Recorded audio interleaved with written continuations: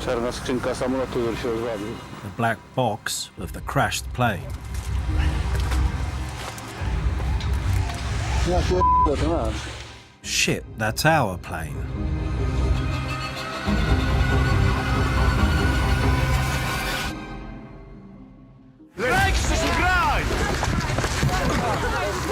No to moja robota.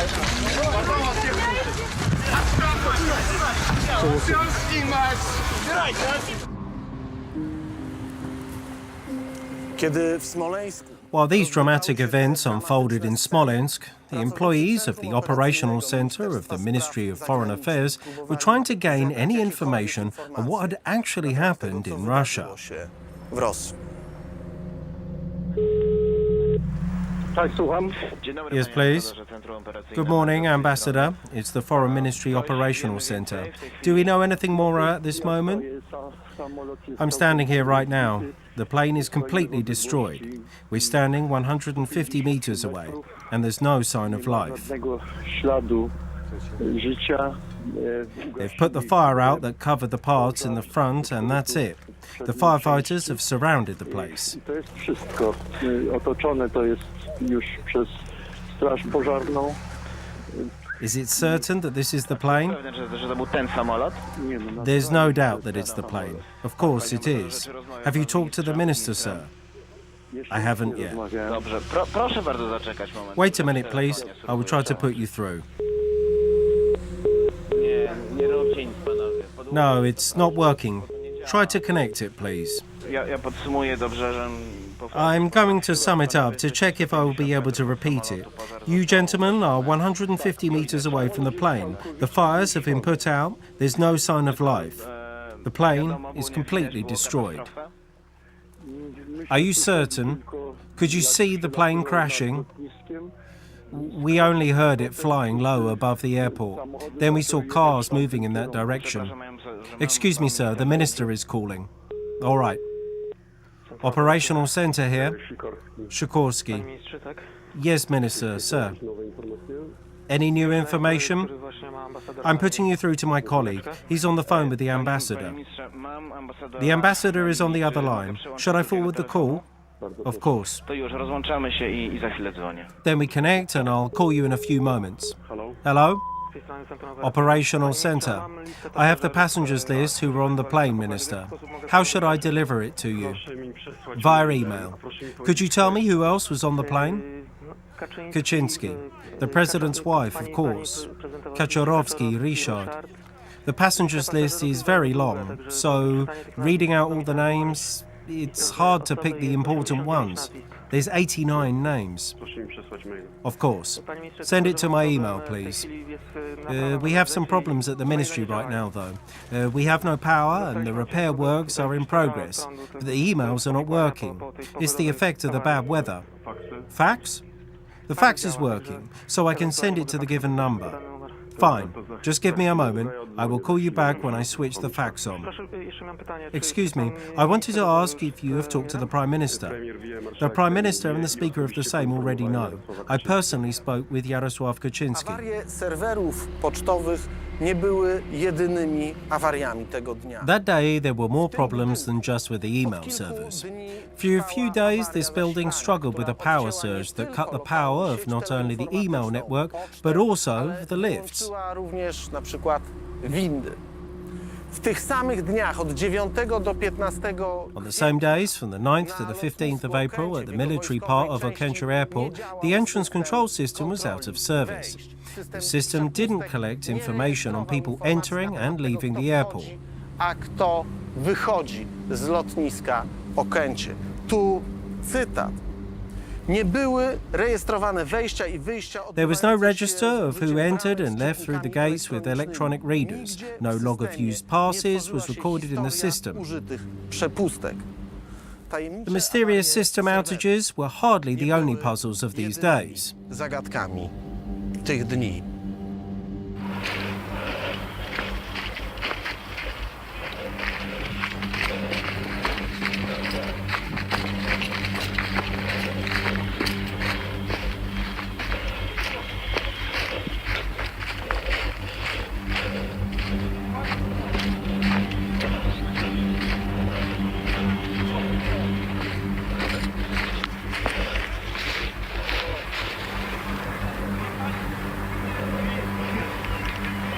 Привет.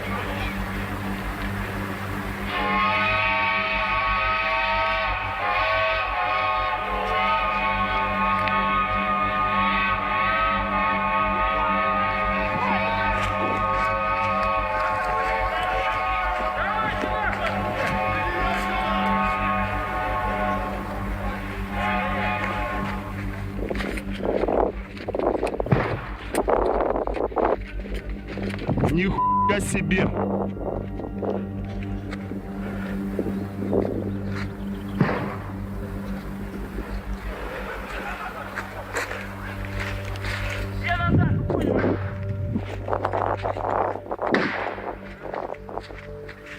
Отец, смотри, что. Коля. Нихуя себе!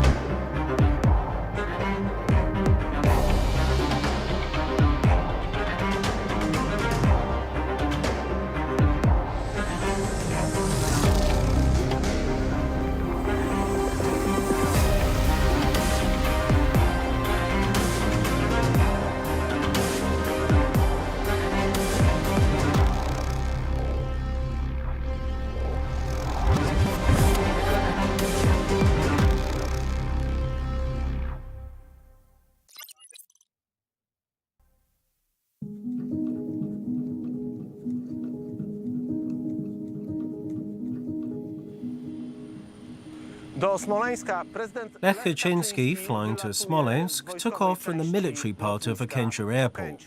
Some archive photos captured that moment, and they were later revealed by the military counterintelligence service. Służbę kontrwywiadu wojskowego.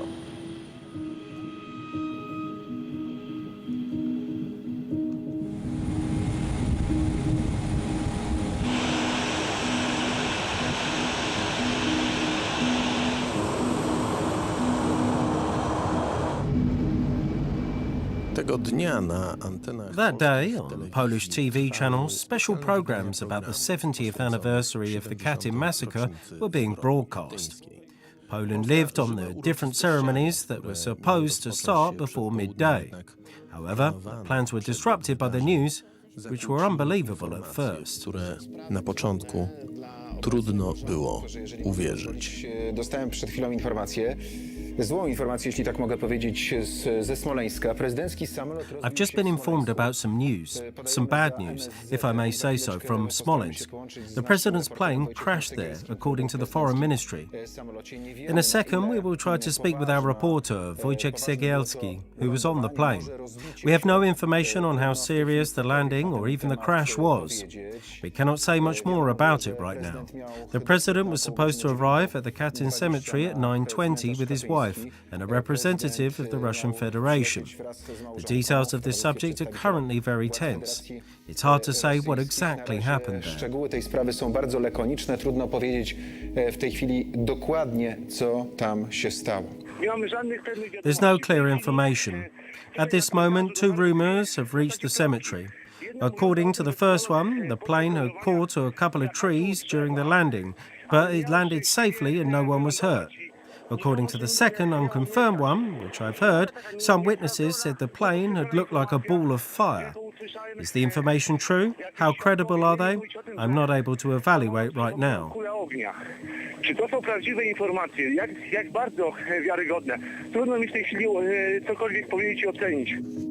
Tak brzmią zapisy rozmów telefonicznych. These are the recordings of the phone calls of the operational centre of the Ministry of Foreign Affairs from the morning of the 10th of April 2010. Centrum operacyjne MSZ, słucham? The operational centre of the Ministry of Foreign Affairs, how can I help?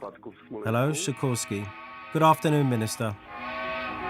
Jeszcze nic nie wiem, panie ministrze. What do we know about the accident in Smolensk? Nothing at this time, sir. Then contact them, please. It is my understanding that the President's plane has broken down. I would like some information, please. I will call you right back. Thank you. Thank you. Hello, good afternoon, Minister, the operational centre here. I've just talked with the head of the consulate office and the attaché in Smolensk. They said the control tower passed along 15 minutes ago, that the plane caught on the trees during the landing and fell down. Good God. They know nothing else. It's crazy out there. Ale jest wypadek, co jest rzecz potwierdzona, niestety. But they confirmed there had been an accident. They said the control tower had passed such information. Ministra Klicha, proszę. I have already informed Minister Klich about that. If you could connect me with the Prime Minister and the Speaker of the Sejm, I have to talk to them. Please put me through. Please connect me using your channels. All right, we will try to call the Prime Minister. Thank you. I wanted to ask if you've talked to the Prime Minister. The Prime Minister and the Speaker of the Sejm were informed. I personally spoke with Jarosław Kaczynski. Understood. Thank you for the information. Thank you.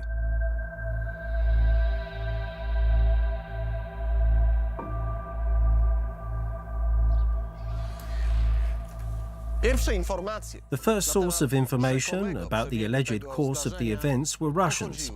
The Russians stationed at the airport traffic control tower in Smolensk passed the information to the Polish diplomats that the crash had been caused by the plane catching on trees, even though the place of the accident could not be seen from the control tower. W Smoleńsku, choć z samej wieży nie widać było miejsca zdarzenia.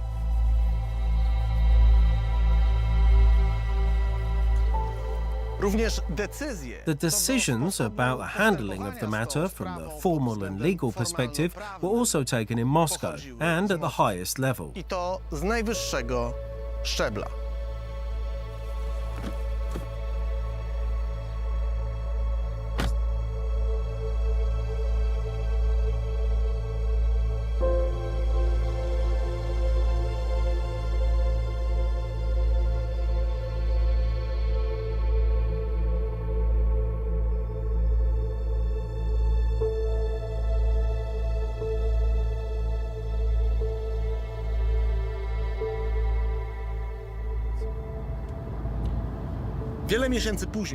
Months later, Donald Tusk met with families of the victims of this tragedy in the Chancellery of the Prime Minister.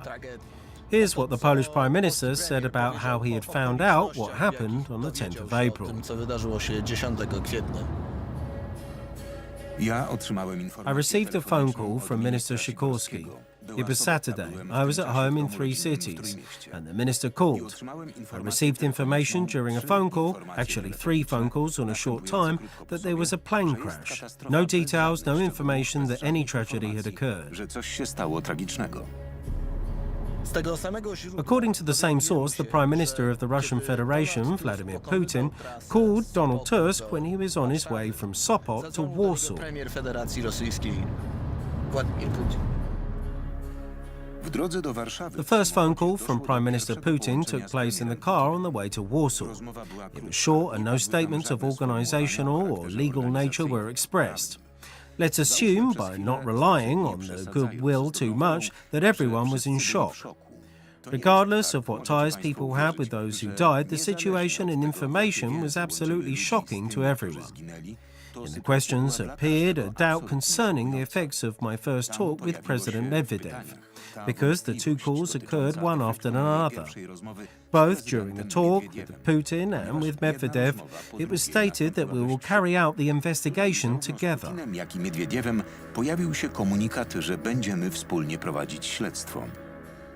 The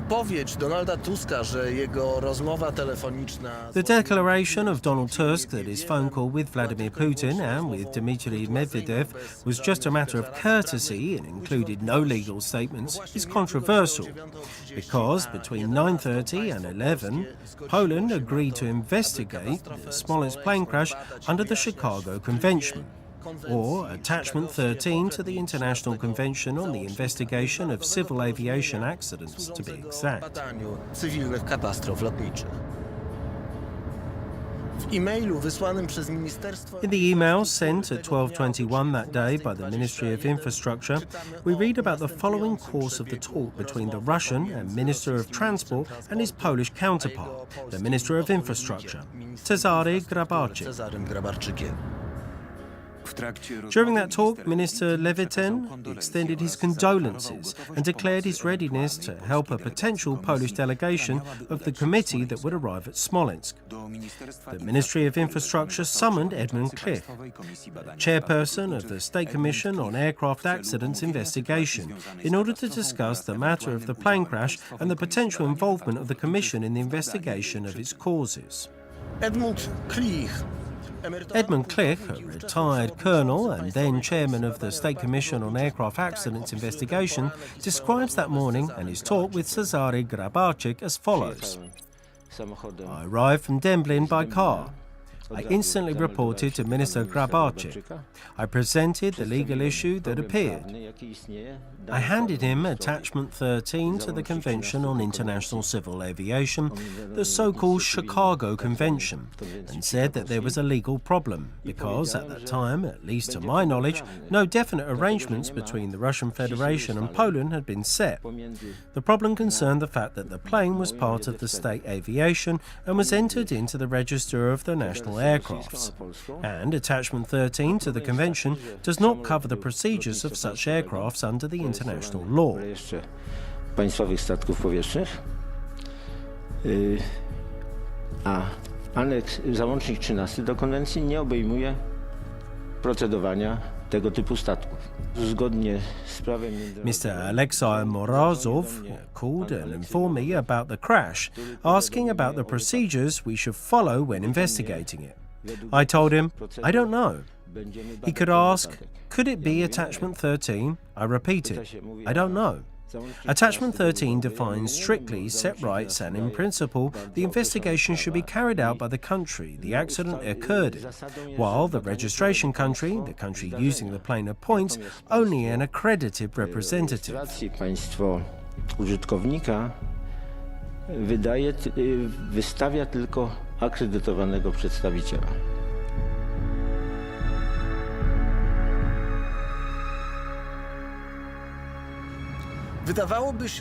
One would think that choosing the legal basis for describing and investigating by Polish authorities such a crucial matter as a plane crash which the President of Poland and 95 other major public figures died in should be self-evident and clear. However, that was not the case. There is no document in existence that would describe and present in an obvious way how the Chicago Convention was chosen to be the legal basis for the investigation of the Smolensk plane crash. Wyboru konwencji chicagowskiej jako sposobu badania katastrofy smoleńskiej.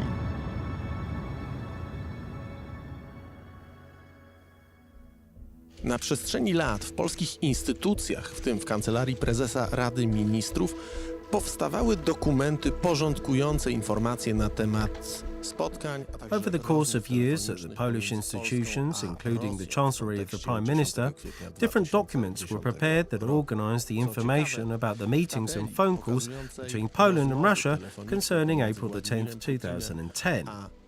What's interesting is the fact that only a minus sign appears in the table listing phone calls between Vladimir Putin, Donald Tusk and Dmitry Medvedev. W wypadkach znajdują się szczegółowe sygnatury dotyczące dokumentów. Do notatek. In other cases, we see details of different documents. No memos describing the phone calls between Donald Tusk, Vladimir Putin and Dmitry Medvedev could be found by any authorities that investigated the events of April the 10th, 2010.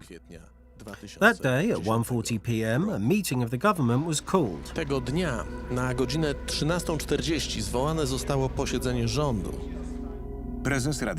The Prime Minister gave a statement about the plane crash in Smolensk and the necessary actions that need to be taken in such a situation. Complementary statements were given by the Minister of Defense, Bogdan Klich, and Minister of Justice, Krzysztof Kwiatkowski. During that meeting, Prime Minister Tusk appointed an interdepartmental body of the government of the Republic of Poland, which was tasked with the coordination of actions concerning this matter. The Prime Minister appointed the interdepartmental coordination body of the matter of actions taken in connection with the tragic plane crash in Smolensk and declared readiness to help families of its victims. Yet exactly this body, led by Donald Tusk, officially agreed to the formula proposed by the Russians almost a week later, stating that the appropriate legal basis for the proceedings undertaken in order to establish the causes of the plane crash is the Chicago Convention and Attachment 13.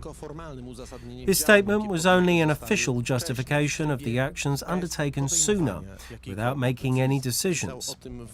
Almost a year after the crash, Tomasz Arabski, the chief of the Chancellery of the Prime Minister Tusk, wrote about it in response to an interpellation. The agreement to follow these procedures was not expressed in written form, but through a mutual, consensual actions of the Polish and Russian parties. Thus, the parties agreed on the investigating proceedings of the Smolensk plane crash by undertaking joint actions in accordance with the aforementioned convention. The consequence of following the Chicago Convention was surrendering the entirety of control over the investigation to the Russians. The Polish government agreed to the proceedings chosen by Russia, although it had an agreement on the investigation of military aircraft accidents signed between Poland and Russia at its disposal. That agreement stated in Article 11 that the investigation of plane crashes shall be carried out jointly by appropriate Polish and Russian authorities. Donald Tusk did not make any statements about formal and legal matters crucial in the forthcoming course of events during the press briefing after the short meeting of the government. He only passed along condolences extended by the Prime Minister and President of Russia and informed that, together with the government ministers, he would be travelling to Smolensk. I would like to offer my sympathies to all Poles and the families of the victims on behalf of the whole world. Prime Minister Putin and President Medvedev were the first to call and extend their condolences. I am in constant contact with Russian ministers, officials and authorities. I am about to fly to Smolensk, where Polish prosecutors have already arrived. We do not exclude the possibility that today another meeting of the Council of Ministers will take place after the return.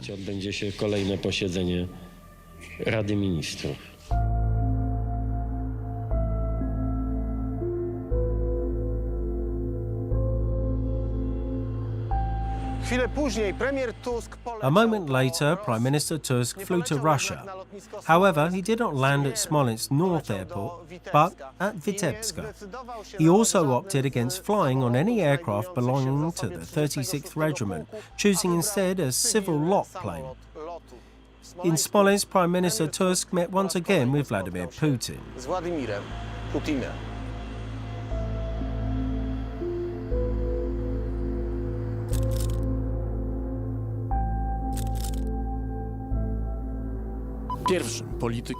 The first politician to make a proclamation to the Polish people that day was the President of Russia, Dmitry Medvedev. I promise that the circumstances of this tragedy shall be diligently investigated in close cooperation with Poland.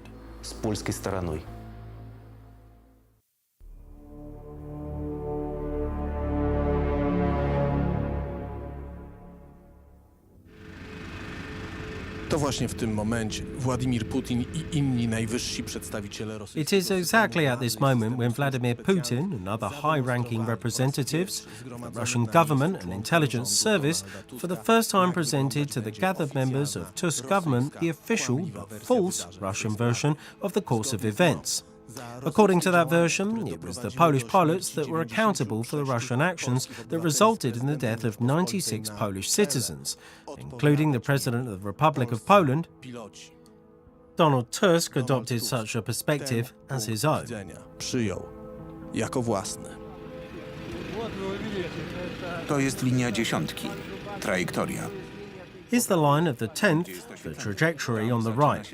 The runway is there, where you can see the lights. A on poszedł tak. W lewo, trochę w bok.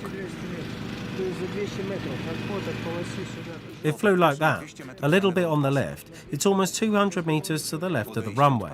If it had continued on this path for 800 meters more, it would have hit the workshops building. We can't see the starting point. We're not allowed to go there. To tam dalej są warsztaty. Uderzyłby w ten budynek. Początek to okej, nie zobaczymy. Nie możemy tam iść. Wylot Donalda Tuska do Rosji nie przynosi jednak żadnych rezultatów. Donald Tusk visiting Russia did not have any impact on the part that Poland played in the investigation of the causes and circumstances of what happened. In reality, Poland became just a spectator of the proceedings undertaken by the Russian party. The investigation was carried out by a committee under Vladimir Putin, but officially led by Tatiana Anodina.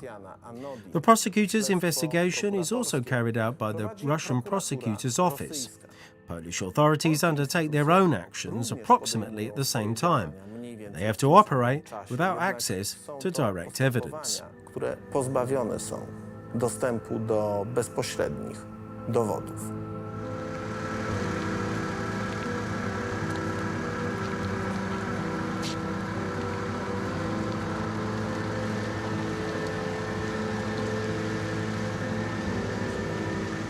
O tym, że premier Tusk... The fact that Prime Minister Tusk, during his time in Smolensk, did not offer Vladimir Putin and Russia a joint investigation was proved by the answers to questions asked by the family members and their proxies in the chancellery of the Prime Minister half a year later. Spotkania w kancelarii prezesa Rady Ministrów pół roku później.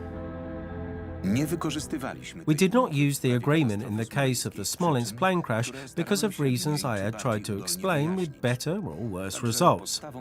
The Chicago Convention, not the agreement, was chosen as the basis for the procedures because, in our evaluation, which I personally find accurate, from Poland's point of view, that agreement firstly, would be impossible to apply due to its sources, and secondly, even if we persisted on checking the effectiveness of the agreement, it would turn out to be even less favourable from the Polish perspective than the Chicago Convention. As a result, Poland lost its access to any direct evidence concerning this matter. W tej sprawie.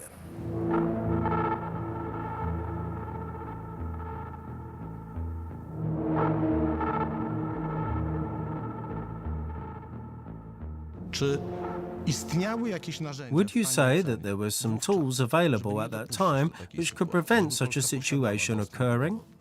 To give Poland access to the evidence? Such tools, of course, were available, but they should have been used during the first few days. What I mean is that we should have done what other countries have done when there was a plane crash involving their citizens. You make a phone call informing that you arrive at the territory of another country. Then you come, secure and collect the evidence and leave. However, this type of action can only be undertaken in the first days. This opinion is not only the result of our observations. Edmund Klich said the same thing. Edmund Klich, at the end of April 2010, when he forced a meeting with the Prime Minister Tusk and members of his government, said the following about the Chicago Convention. The plane crashed on Saturday, 10th of April, at about 9 a.m. Polish time. Only on the 13th of April, so 4 days later, did Prime Minister Putin, or rather the chairperson of the Interstate Aviation Committee, make a statement about the decision to follow Attachment 13 in the proceedings.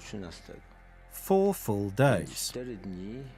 I thought during that time a discussion was held in order to choose the agreement instead. In my opinion, at that time, Russia was compliant enough to accept the agreement. Jest taka, że można było wybrać Porozumienie, które można było... According to Klich, the agreement that could be chosen is the agreement of 1993 between Poland and Russia. It results from the same recording that almost 2 weeks after accepting the Russian proposal to apply the Chicago Convention, Donald Tusk was told by the Polish accredited representative that under the Chicago Convention, Poland cannot get involved in the investigation. It can only observe and serve the Russian Federation. Apparently, the Polish Prime Minister had a hard time understanding these conditions. Federacji Rosyjskiej. Polski premier ma najwyraźniej problem nawet ze zrozumieniem tego stanu rzeczy. How is it beneficial for the Polish investigation? Mr. Prime Minister, I am afraid there is a misunderstanding. I would like to discuss one more issue. Unfortunately, we didn't understand each other. We speak different languages. I cannot explain it any better, sir. It's not a private matter, Mr. Chairman. I am aware of that. I need to understand what you are saying to me. Well, I will try once again. Annex 13 provides clear procedures, and it is obvious that we are not responsible for the examination. The Russian side is responsible for it. We are only to ensure that things are transparent, that we participate in the examination and assist the Russians, making available relevant documents, and that this is what it's about. The Russian side is responsible for the final report. In the situation where we know with whom we are dealing, just look at Donald Tusk smiling as usual, who basically is not resourceful at any stage. He is a person for who, I'd say, a scrap in the form of a good word does not demand anything. And this is how he acted. It means that everybody is watching, the entire world is watching. And at that moment, he should have made a phone call to the head of NATO and said, "Our president is dead. We are a member of NATO. We cannot rule out any possibilities. We ask for your support. There is a military aircraft there. There are state secrets there. There are satellite telephones, generals, and the most important persons in the state are there. We are entering the site. Please help us to pack it and bring it to Poland. And then we will continue discussions." And the Russians expected this. In general, this was the common feeling. Not only among us, public prosecutors or Edmund Klich thought so, but also, as it transpires from the documents, that those first 3 days were decisive, and they would have made no protest. Besides, I went through such a thing during those first days at my interrogation. You know, when dealing with me, they are at times going very far. Unless I put my foot down, then they were kind of going back, which means that they were testing how far they could go. The issue of participation of member states of the European Union in the process of explaining the event was raised in Russia during the meeting of the Russian committee examining it under the leadership of Vladimir Putin. The Russian Prime Minister led the work of the committee. Polish ministers Ewa Kopacz and Tomasz Arabski participated in it together with Russian ministers, as well as Edmund Klich, accredited by the Russian committee, and public prosecutor Parulski. On the 13th of April 2010, a meeting of the committee of Ms. Anodina, that is, the MAK committee, was held, which, on order of Putin, was to examine the catastrophe. During that meeting, Ms. Anodina informed, among others, Mr. Parulski, but also Mr. Arabski and other representatives of Poland who were present there, that the representatives of NATO and of the European Union authorities volunteered to take part in the examination concerning that catastrophe. The investigative bodies of the European Union and other states expressed their desire to participate in the works of the technical committee, should such needs arise. However, they declared that they had no doubts as to the objectivity and professionalism of the Russian committee. The MAK experts have great experience in international investigations. Such investigations were conducted in 53 countries, and none of them have been challenged by means of litigation. None of the present members of the government or the representatives of the investigative bodies or of the institutions examining the plane crash reacted to those words of Tatiana Anodina. Chcieli mieć gwarancję, że to strona polska odrzuciła współpracę z NATO i z Unią Europejską. They wanted the guarantee that it was the Polish side who rejected the cooperation with NATO and the European Union in investigating this disaster. that it was the Polish side who guaranteed to the Russians the total dominance over their entire operation and enabled them to forge all the recordings, all the materials, to such an extent that it was worth remembering that when the so-called black boxes, that is, the sound and flight recorders, were examined for the first time, the Polish public prosecutors did not record it, did not take any photographs, did not draw up any document describing the course of that procedure. The Russians did, but the Polish Public Prosecutor's Office didn't even ask them to provide us with any document of it. Rosjanie zrobili, ale nawet polska prokuratura się nie zwróciła o to, żeby Rosjanie przekazali nam jakikolwiek dokument. And that procedure was particularly interesting because the Russians did not allow the Poles to listen to the black box recordings then. Wówczas nie pozwolili Polakom wysłuchać tego, co jest zawarte w tych skrzynkach. Taking over the total control of the proceedings, in this case by the Russians, with the consent of the Polish government, resulted in a situation where the Russians were the only party in the possession of the evidence, not only the original black boxes, but also the plane wreck.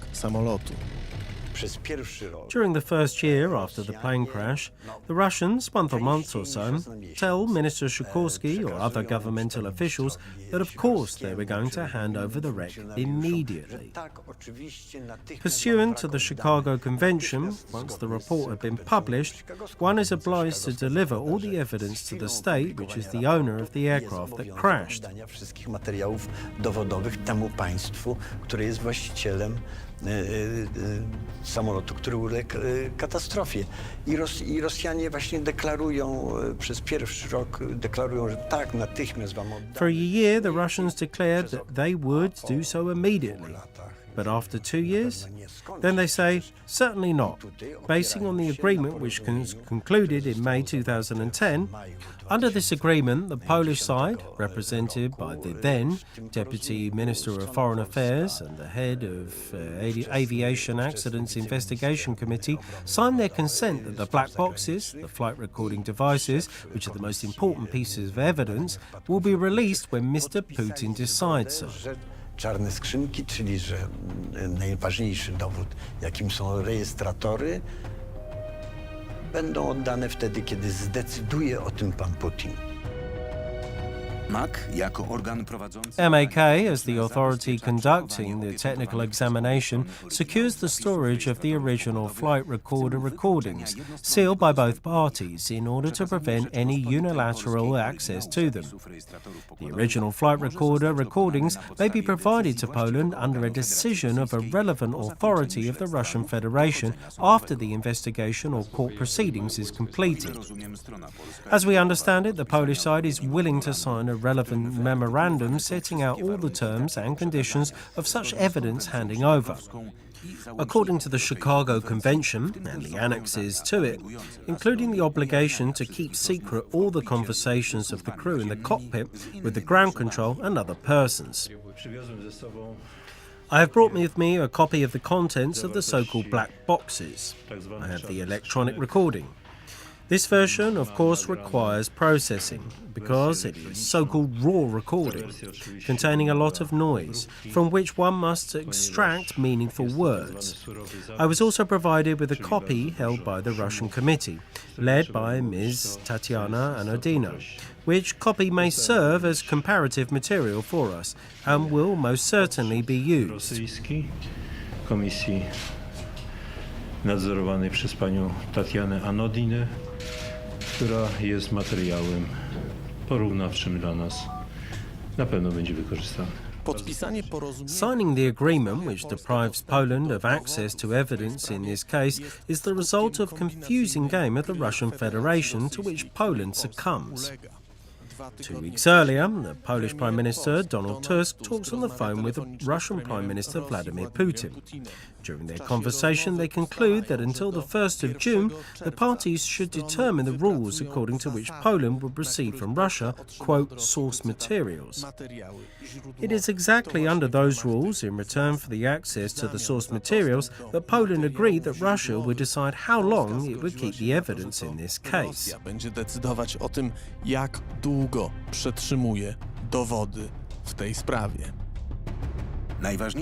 The most important rule is that until the 1st of June 2010, the Russian side will deliver to the Polish side the source materials from the proceedings, in particular the so-called black box recordings. Therefore, it will be possible to present such recordings to the general public in Poland and Russia before the completion of the work of the committee. In reality, those source materials turned out to be copies of the recordings, for which numerous requests had to be made to obtain them. And as a result of the agreement signed by Putin and Tusk, Poland gave up the rest of the rights which were guaranteed to it under the Chicago Convention, it being disadvantageous for Poland as it were. The agreement, which was imposed on Tusk by Putin and then signed by Miller and Anodina in the presence of the General of the KGB and FCB, Sergei Ivanov, resulted in irrevocable loss of access by Polish institutions to the key direct evidence concerning Smolensk. It de facto guaranteed impunity to Russia. Przyjęcie tego porozumienia de facto zagwarantowało Rosji bezkarność. The Russians started at full throttle, meaning that all of them came to the site. Scrap metal salvagers to cut the wreck, physicians, public prosecutors, psychologists, officers, while Donald Tusk packed a plane with all his ministers and flew there, all of them in the same aircraft. I poleciał tam na miejsce wszyscy jednym tym samym samolotem. In every criminal proceeding concerning fatalities, the bodies of the victims constitute evidence. How the Russians dealt with this issue. Małgorzata Wasserman saw it in Moscow with her own eyes. Widziała to w Moskwie bezpośrednio. I remember the morgue, and I remember this image, this impact of the Russian state advancing like a bulldozer, and the hysterical helplessness of Polish officials. So, as I'm saying, it was like a conveyor belt, a public prosecutor, an interpreter, an expert, family, interrogation, procedures, we go on. And here are just a couple of doctors on the Polish side, to whom I have no objections at all, because they were staggering with fatigue, having to examine so many bodies. I do not know how many of them there were exactly. I will never learn. But there were just a few. I suspect that they had no sleep for 48 hours. As I'm saying, there were no official support on the Polish side, just those few tired doctors somewhere there, because I did not see. Miss Eva Kopacz was eager to offer coffee and backslapping, but she forgot what she had come there for. She was not supposed to act there as a psychologist and psychiatrist. She came there as a highest-ranked government official to deal with medical procedures. Przyjechała jako najwyższy rangą urzędnik państwowy do załatwiania procedur medycznych. During the meeting organised by Vladimir Putin's committee in Moscow, Eva Kopacz also gave a speech. Here is her speech on April the 13th, 2010. In the beginning, I would like very warmly and kindly, sincerely, with all my heart, thank my counterpart, the Russian Minister of Health. We are working like one family. Honestly, it is the first time that I am a witness of such good cooperation and complementing each other's work. I have been also authorized by the victims' relatives, who have also been here and already left home, to thank Mrs. Minister for her commitment and hard work. I also have a request from those who have returned home without the possibility to identify their relatives.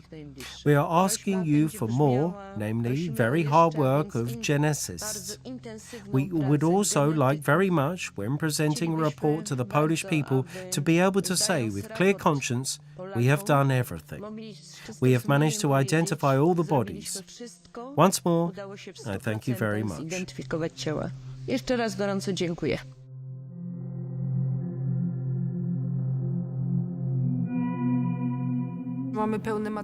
To have full evidence, an autopsy, is one of the most important pieces of that evidence. However, we were in such a dramatic position that besides the bodies, we had nothing at all. In connection with the above, if I were the leading public prosecutor, then I would absolutely cling to that only piece of evidence.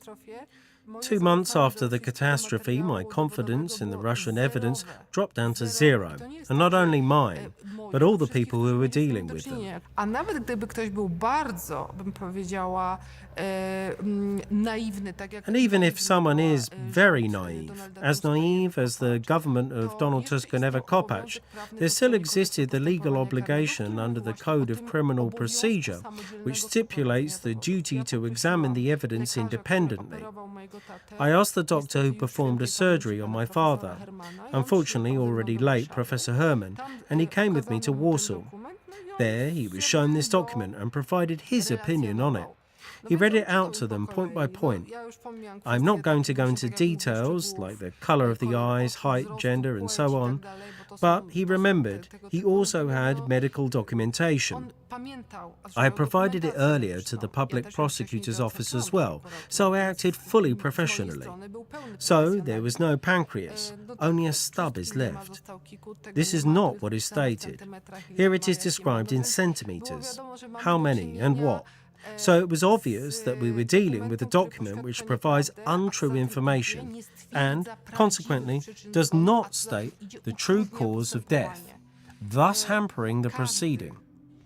Every reasonable public prosecutor with average experience would know that the exhumation and post-mortem must be done at once. I had, as I'm saying, to go as far as saying during a live television interview that I would reveal classified documents if the public prosecutor's office continued to ignore me. So, what if they would put allegations against me?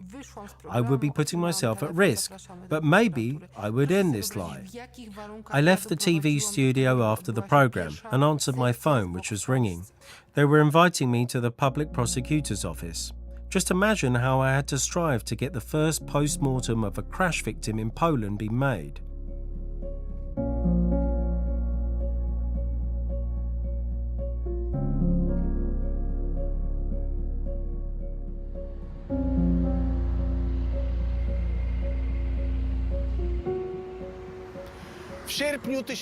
In August 1980, the Gdansk shipyard was situated in this place.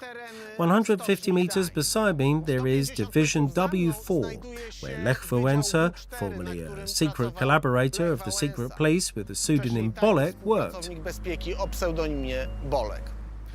At that time, Gdansk shipyard also employed Anna Walentynovich, called Ania Solidarność. In her defence, the workers from that facility rebelled against the government. As a result, they removed the first brick from the wall supporting the Empire of Evil. The Union of Soviet Socialist Republics disintegrated several years later. In the Gdansk shipyard, Ania Walentynovich worked on the cranes where ships were built. Today, different cranes operate in the former shipyard area. They build apartment blocks in the place where no one makes ships anymore. One of the such lists is operated by Janusz Walentynovich, the son of Ania. This is the Smolensk story told by Janusz Walentynovich. Historia smoleńska, opowiedziana przez Janusza Walentynowicza. Zarówno pani Kopacz, jak i pan Arabski mówili nam, że jeżeli już się zdecydowaliśmy tu przylecieć... Both Mrs. Kopacz and Mr. Arabski were telling us that if we decided to come here, we should try hard to identify the bodies, because the coffins would not be opened in Poland, that it would not be possible to make any corrections, changes or something due to sanitary reasons. At least this is what we were told. Ja ją rozpoznałem w 100% od razu po twarzy, później prosiłem, żeby... Finally, they found my mum. I recognized her at once by her face. Then I asked them to uncover her entire body and to prove that it was my mum. I stated where she had surgery scars, where they should be, and pointed to those places. When they recorded it all, I identified my mother. They took her body away. To ciało mamy zabrali. To był rok 2010. It was 2010. In July, if I remember correctly, of 2012, the medical documentation from Moscow arrived, and the military prosecutor's office informed me that if I wished so, I could get acquainted with that documentation. So, I went with my son to the military prosecutor's office, and surprisingly, in the medical description of allegedly my mum's body, or in other words, of a body buried in our grave, there were described internal organs which my mum did not have. Mojej mamy, czyli inaczej, ciała pochowanego w naszym grobie. W tym opisie medycznym są opisane narządy wewnętrzne, których mama nie miała. Więc powiedziałem, że So I said that this documentation did not concern my mother, and that we demanded the immediate exhumation of the body and establishing who it was and where my mother's body was. w momencie, kiedy otwarto grób, wyjęto When they opened the grave and took out the body of the person who was buried in our family grave, a post-mortem revealed that it was Ms. Teresa Walewska-Pszelkowska. So in theory, my mother should have been buried in the grave of Ms. Teresa Walewska-Pszelkowska. But during the post-mortem of that body, it turned out that it was deprived of the head. So the question arises, if this is Ania Valentinowicz, then whom did I identify in Moscow? I do not know until today who is buried in our grave. w naszym grobie. Według dokumentacji. According to the documentation sent to Poland, the person who was buried as Ania Valentinowicz had light brown hair, and traces of methamphetamine were found in her body. Znaleziono ślady metamfetaminy. Nie umiem tego wytłumaczyć. I cannot explain it. I simply can't. I have already come to terms with the thought that I will never find the body of my mother and that I will not meet the obligation, keep the promise which I gave to her, because I promised her that after her death she would be buried beside my father, as she was very concerned about that. I promised that it would be so. Now I know that I will not keep that promise. I have accepted the fact that I will never find her body. But I would like at least to make the grave in Srebrenicko Cemetery, a symbolic one, and that everybody would know it. I can't do anything more. I just can't. Nic więcej nie mogę zrobić. Po prostu nie mogę.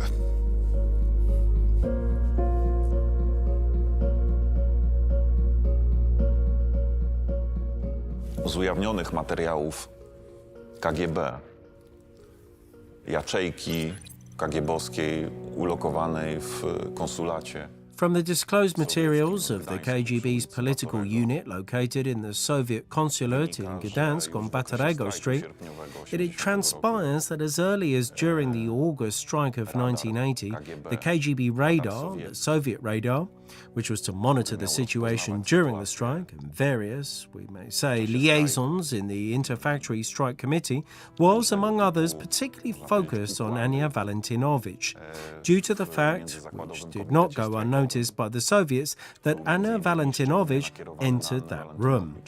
Ze względu na to, co odnotowali Sowieci, że Anna Walentynowicz przyszła do tej sali i poza wszystkim, o czym mówiła, co jest znane, więźniowie polityczni, obrona pierwszego Apart from all the other things she said, as we know about political prisoners, the defense of the first postulate, the emergence of a free trade union, which would be independent from the communists and which then took on the name Solidarity, Ania Valentinowicz demanded that the truth about the Katyn be told. We may say that this is a special reason why the KGB got interested specifically in her. I sometimes think about all the things told by Janusz here and what we know about that story related to the Smolensk tragedy, that there must be some kind of revenge in it. And this concern, as I've been thinking about all those stories which we heard here, has been with me for many years. When I think about Anna Valentinowicz, Smolensk, about this quasi-investigation and the search of the body of Anna Valentinowicz, which took a few years. O tym pseudośledztwie i o tym poszukiwaniu przez lata ciała Anny Walentynowicz.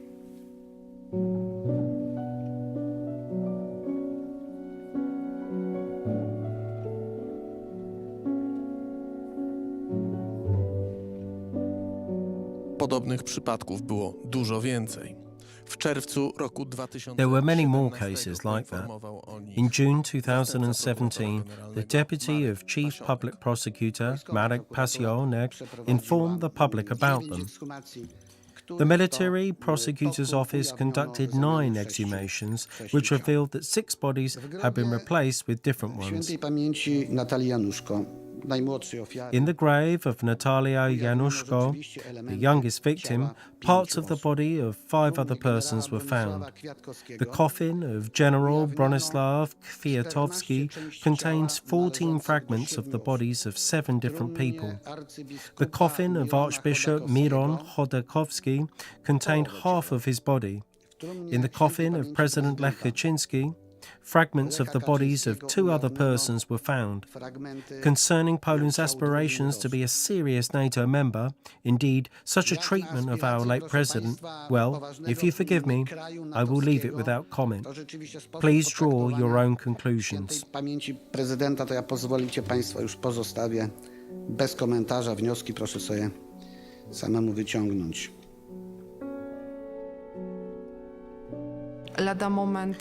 Very soon, 41 Russian doctors will hear charges related to their counterfeiting the documentation and hampering the investigation.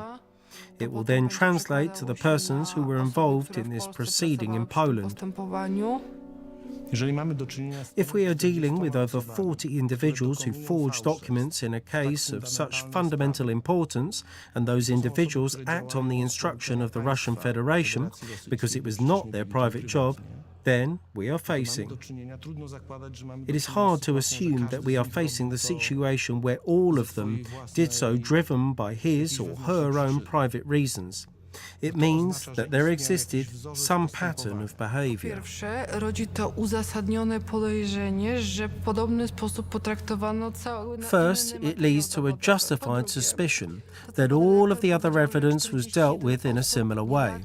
Secondly, what you just said, that 41 persons do not act spontaneously, but rather according to some official message. But this was something that was not kept secret from us in Moscow. I mean, they told us. If something could not be done, then they told us that we should just approach Vladimir Putin about it. I think that they would not dare, in case of an event of such importance, to be careless by themselves. But they went even further. For instance, when I read or looked at those photographs where they'd sewn cigarette butts or other such things inside, I was aware that it was spitting into our face as Poland. This man did not spit in the face of Małgorzata Wasserman, whom he did not know. It was like them saying, "Here, Polacks, have your president or your general with a recovered shoe and a cigarette butt sewn into his leg." And Donald Tusk never stopped saying that those relations and that cooperation were above standard, and that he hoped that this would improve the relations between Poland and the Russian Federation. Wiele lat później. Many years later, in 2021, the film by Ewa Stankiewicz included a shocking footage of what the practice, the real activity of the Polish Minister of Health, who then became Prime Minister, looked like during the work concerning the identification of the bodies of victims of that tragedy. Ofiar tej tragedii. The smallest scrape which was examined, the smallest remnant which was found at the site of the catastrophe. At that time, when the ground at the crash site was dug very thoroughly, more than 1 metre deep, and sieved in a particularly careful manner, every found piece was tested genetically. Każdy znaleziony skrawek został przebadany genetycznie.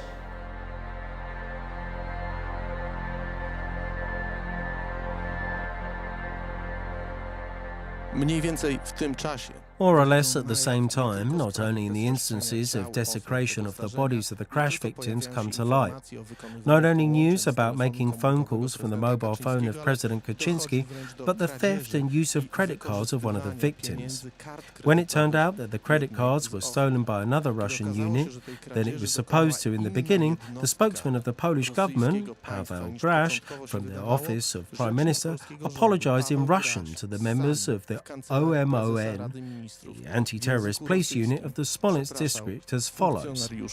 OMON-u obwodu smoleńskiego. I would like to apologize to the members of the OMON in the Smolensk district. It was just a mistake. I wish you all the best, happiness.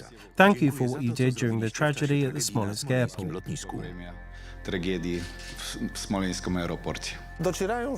In those first months, Warsaw receives coded messages, from which it arises that the Russians knew that the identification of those bodies would result quite simply in establishing that they were other people than those described in the documentation. As a consequence, different persons were buried in family graves than the relatives whom the families were convinced they buried there. Yes, it must be said that between May and September, really, of 2010, the Polish authorities, I mean here the Polish authorities in a very broad sense, including the Polish Prime Minister, Polish ministers, Polish public prosecutors, were informed by the Russians. First, about who was in the cockpit and what they were going to do with regard to the image and liability of General Błaszczyk.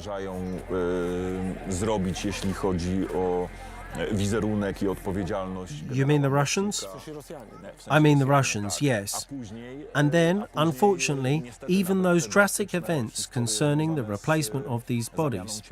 The Russians tell all this in confidential conversations with the Polish side at different levels.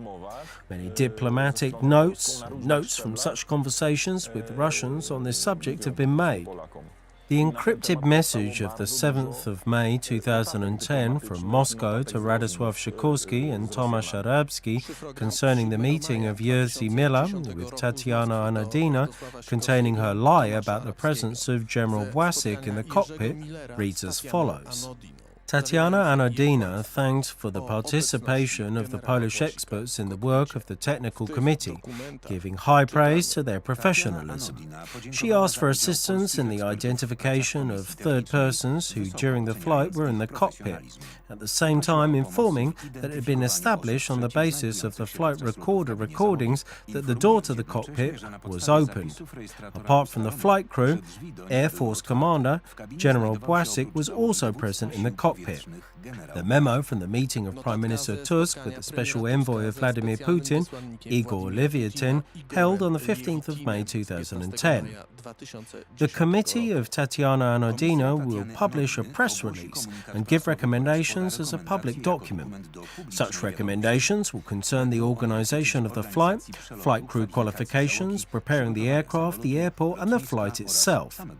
It will be announced to the general public that the crew of the Jack 40 aircraft communicated with Tu-154 and that in the cockpit were persons who were not flight crew members. In this conversation of Tusk with Putin's envoy, for the first time the Russian make deceptive suggestion, which is then exploited for years, that the telephone conversation of Lech Kaczynski and Jarosław Kaczynski could have had a connection with the tragedy. After several years, the Public Prosecutor's Office unequivocally established that the time of making the call rules out any connection between the content of the conversation and the cause of the subject event. Igor Levyatin referred to the words of the Public Prosecutor Seramet concerning the telephone conversation of Jarosław Kaczynski with President Lech Kaczynski during the flight. He pointed out that the Russian side had provided the Polish side with the mobile of President Kaczynski. The lack of that piece of evidence obstructed the investigation. Igor Levyatin asked to amend the situation. The encrypted message of the 27th of September 2010 from Moscow to Radosław Sikorski concerning the conversation with the head of the International Cooperation Department of the Russian Public Prosecutor's Office reads as follows. Dissatisfaction of the Polish society with the work of the Russian authorities will most certainly increase when it learns that several several samples of the material taken for genetic tests are not compliant with the results of the victims' identification by their families. Andreyevich Lidvishko is afraid that all the blame for this will fall on the Russian investigators.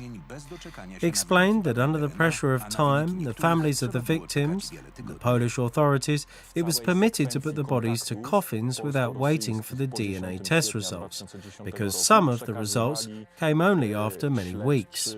In the entire sequence of the Polish-Russian contacts after the 10th of April 2010, the Russian investigators, politicians and diplomats provided information to the Polish side, meaning all the issues related to, between quotes, the drunk Błaszczyk in the cockpit, the issues related to, all those fake concerning, the telephone conversation between Jarosław Kaczynski and Lech Kaczynski, the replacement of the bodies. The Russians told him of how one could close the coffins in Moscow without taking DNA samples.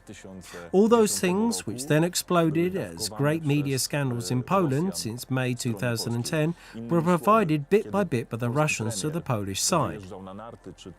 In other words, when the Polish Prime Minister went skiing or for another vacation, and Anodina published her report, and then the Polish Prime Minister was perfectly aware of all those Russian time bombs. I'm speaking of the media bombs which thoroughly shook the Polish society after the publication of the report of Anodina. Despite the knowledge of the Polish Prime Minister about the real attitude of Russia as a state and its officials to Poland with regard to Smolensk, all direct relations between Prime Minister Tusk and Prime Minister Putin were characterized by full docility. It is clearly evident in the note from the telephone conversation between the Prime Ministers of Poland and of Russia, which was held on the 29th of April 2010. Prime Minister Donald Tusk expressed his appreciation of the work of the Russian team for the last 3 weeks. Donald Tusk mentioned that he had directed those words also to the President of the Russian Federation, Dmitry Medvedev, at the Wawel Castle on the 18th of April 2010. Donald Tusk pointed out that all the Polish representatives present in Moscow underlined the particular commitment of the Russian side in the work concerning the identification of the victims of the tragedy. He also mentioned that the general public in Poland highly evaluates the commitment of the Russians. Prime Minister Vladimir Putin expresses his dissatisfaction from the positive reactions of Polish people regarding the progress of the investigation. Donald Tusk emphasized that he was concerned that the cooperation between the committees be as good as possible, exchanging documents and transparency. Donald Tusk noted that until then the cooperation with the Russian side was overstandard and that for the sake of the effectiveness of further work it was important to maintain a good atmosphere. What is shocking for me, in almost every recorded conversation between Donald Tusk and Vladimir Putin, which we can have access to, is that he speaks of very good, above-standard Polish-Russian relations. My father gets killed, my president gets killed. 96 of the most prominent persons in Poland die in absolutely unbelievable circumstances. And during the first hours, minutes and weeks after the catastrophe, he says that he hopes that this experience will improve the Polish-Russian relations? This is absolutely shocking.